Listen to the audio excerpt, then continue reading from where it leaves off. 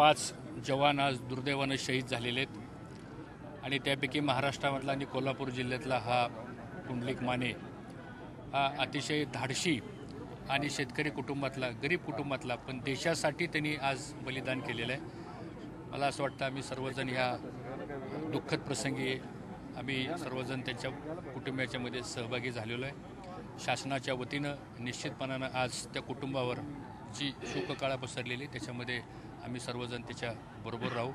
आज शासनाच्या वतीनं सुद्धा निश्चित स्वरूपाची त्या कुटुंबांनाही भविष्य काळामध्ये जी मदत करणं आवश्यक आहे त्यासाठी शासन पूर्णपणे त्यांच्या पाठीशी उभा राहील। आज ते कुटुंब जर पाहिलं तर मला वाटतं मागच्याच 2 महिन्यापूर्वी पुंडलिक हे या गावामध्ये येऊन गेले होते आणि त्यांची काही स्वप्न होते। मला असं वाटतं पालकमंत्री म्हणून आम्ही सर्व जिल्ह्यातले एकत्रितपणानं त्याची पूर्तता करण्याचा प्रयत्न करू। शासनानं मदत तर केलेलीच आहे, परंतु जिल्ह्याचा पालकमंत्री म्हणून आम्ही जिल्ह्यातले सर्व आमदार, सर्व खासदार, मंत्री महोदय आम्हीसुद्धा आमच्या सर्वांचा 1 महिन्याचा जो पगार आहे, मानधन आहे, ते आम्ही त्याच्या कुटुंबियांना मदत म्हणून निश्चितपणानं देऊ।